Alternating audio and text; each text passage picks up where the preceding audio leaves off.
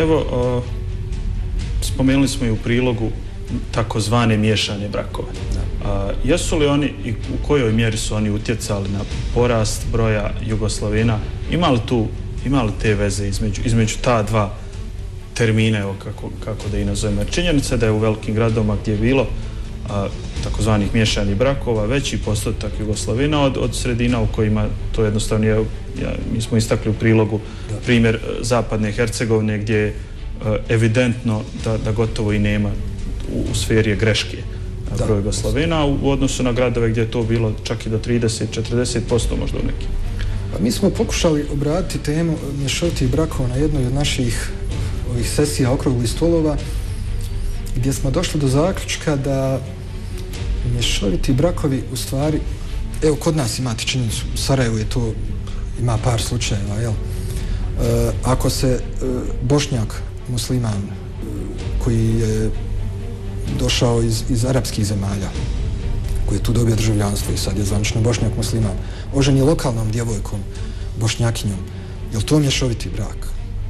Razumijete? Imamo u Hrvatskoj slučajeve, na primjer, da Italijan, katolik, oženi lokalnu Hrvaticu iz Dalmacije, iz Primorja. Je li to mješoviti brak? Tako da smo mi došli do zaključka da ne bi baš Jugoslavene vezali isključivo za mješovite brakove, mada ima i značajan broj, možemo sigurno reći. Ukoliko mješovite brakove posmatramo na to da su se vjenčali ljudi različite nacionalnosti ili bez nacionalnosti. Činjenica da u tom periodu Jugoslavije, socijalističke Jugoslavije, ipak bilo tim ljudima najbliže da se izjasni kao Jugoslaveni. Moguće, ali zaista ne znam da li bi se trebali ići tu analizu. Kakve su, evo vi ste spominjali da postoji razlika između Jugoslavena koji su nastali, ajmo reći tako, u socijalističkoj Jugoslaviji i onog za što se vi danas zalažete. Koja je tu suštinska razlika? Suštinska razlika bi možda bila što, ako pođemo od činjenice da ni socijalistička federativna Jugoslavija stvar nije bila država Jugoslavena, što se može vidjeti kroz ove podatke o popisima, i polazeći od činjenice da smo narodi koji nastanjuju Južni Balkan, Balkansko poluostrvo, pripadaju grupi takozvanih Južnih Slavena. Možda je, evo da kažem, da tu nađemo neku paralelu. Možemo reći da su u vrijeme SFRJ neki se iz političkih razloga odlučivali da budu Jugoslaveni ili iz mogućnosti da se nacionalno odrede kako žele, ali mi bi to svakako želeli izbjeći. Koliko onda socijalistička Jugoslavija pomogla ili odmogla jugoslavenstvu? Pa evo, opet da se vežem za ove okrugle stolove, tu smo imali neke eminentne profesore koji malo bolje poznaju istoriju. Većina njih se čak slaže da je možda i odmogla jugoslavenstvo. Pogotovo kad se u obzir uzmu činjenice samog načina na koji se raspala Jugoslavija, na neke loše stvari koje su se dešavale tada u Jugoslaviji, naravno pod komunističkim režimom, koje nisu išli u prilog, da kažemo, Jugoslavene, koje ne bi išli u prilog ni jednoj naciji, jel?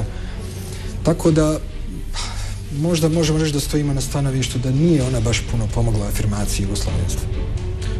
Često se govorilo za Bosnu i Hercegovinu, da je ona Jugoslavija u malom, a evo vidjeli smo na popisu 1991. da je u Bosni i Hercegovini bilo jedva 5% u popisu. Kako to onda objasniti? Nekako ta ideja ili nije zaživjela, ili nije mogla, ili... Pa da vam kažem, ja opet to ne bih vezao, jugoslavenstvo ne bih vezao za neku ideju, a pogotovo ne političku ili ideju bilo koje ideologije. Vezao bih to za osjećaj, evo, bar ja tako. Znači, to je moj osjećaj biti Jugosloven. Zašto da ne? Nikakvih drugih konotacija tu nema. Možda se ljudi jači osjećaju, naravno, osjećaju se jači Bošnjacima, Hrvatima, Srbima, Crnogorcima i tako dalje, jel? Ja. Koja bi bila, evo, sad da se vratimo na popis stanovništva, zamislimo da se jedan određeni postotak ljudi izjasni kao Jugoslaveni. Šta bi onda bili sljedeći koraci? Kako bi to kasnije izgledalo? Pa da vam kažem, evo, već je značajno, čujemo da je počelo i od Skupštine kantona Sarajevo i od Federalnog doma naroda. Mislim da je zastupnica Segmedina Srna Bajramović pokrenula inicijativu sa još nekim svojim kolegama, za osnivanje klubova ostalih. Znam da pri Ministarstvu pravde u kantonu Sarajevo djeluje jedno tijelo koje okuplja i pripadnike nacionalnih manjina. To su možda neki dobri načini da i Jugoslaveni se možda afirmišu. I za sada bi, ja mislim, to bilo sasvim dovoljno. Možda kroz neku političku partiju jednog dana da imamo nekog svog predstavnika. Da ne bude kao neki što se prije zašnjavali kao Jugoslaveni, pa danas... Pa promijenili mišljenje. Maja. Dobro, imali smo članovi predsjedništva Republike Bosne i Hercegovine, nekadašnji su imali Jugoslaveni. Šta je danas s tim ljudi? Šta je s tim tadašnjim profesionalnim Jugoslavenima? Pa oni danas osnivaju kako se to sad zove, svjetske bošnjačke kongrese, sjede u prvim redovima. Na primjer, jedan od naših sugrađana. Tako da, znači, on je bio profesionalni Jugoslaven, danas je vjerovatno profesionalni, to što jest i ne samo on, nego slični njemu. Sutra, ako bi nas ovdje, ne znam, osvojili Marsovci, vjerovatno bi oni postali Marsovci. Ima li neko da je ostao dosljedan ideji jugoslavenstva? U nekom kontinuitetu, dužem eventualno. Postoji li takva osoba? Mislite iz javnog života? Javnog, da je živuća, da nije Josip Broz Tito, nego neko da je... Pa ne znam, vjerujte, ne znam. Nedavno bila je simpatična izjava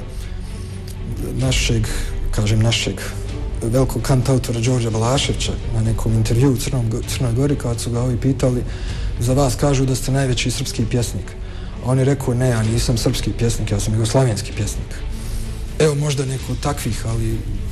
Da je ostalo.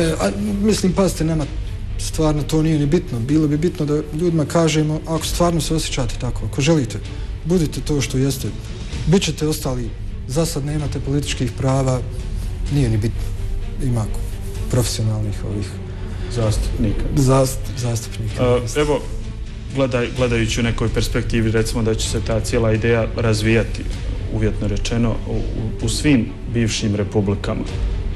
Je li realna, postoji li mogućnost da se nekad inicijativa za ujedinjenje ponovno Jugoslavije, ili je to jedan politički projekt koji je propao u povijesti za uvijek? Može li se tu vratiti? Ima li kakve šanse? Ne govorimo sad iz perspektive vašeg udruženja, nego je ovako politički. Pa da vam kažem, s obzirom na da sve države nastale raspadom, eto, već je jedna u Europskoj uniji, Hrvatska će uskoro, i ostale imaju namjere snažne da uđu. Mislim da nema tu neke namjere. U našem pripremi ovog razgovora razgovarali smo, recimo, vi ste pomenuli Kurde, znači koliko, 20 milijuna kao naciju bez države, tako da nije to nama bitno, znate. Ali bitno nam je da ono što sam rekao, ajde, bez opet namjere da ikog povredim, ne želim se osjećati strancem i ne osjećam se ni u Beogradu, ni u Zagrebu, u Podgorici, u Skoplju, jel? Gospodine Kavalec, evo, mislim da smo sve teme vezano za Jugoslavene prošli. Ne znamo i dalje ostalo, ne znate ni vi ni mi koliko će biti građana koji sebe osjećaju kao Jugoslaveni. Koja bi vaša želja bila? Koji broju težite, ima li to? Evo, moja bi želja bila da svi oni koji se osjećaju tako, da smognu hrabrosti i da se tako izjasne.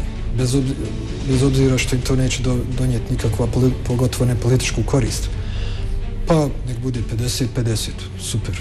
Nek bude 2-2. Mislim, nemamo želje u pogledu kvantiteta, ali ukoliko stvarno ljudi imaju, nek se izjasni, tu smo, postojimo. Prava su zagarantirana. Prava zagarantirana na kraju kraja. Gospodine Kavalec, hvala vam lijepo na ovom razgovoru. Hvala vam. Poštovani gledatelji, evo vidjeli smo gdje su Jugoslaveni danas i šta je ono za što se oni zalažu, šta je ono za što se oni bore.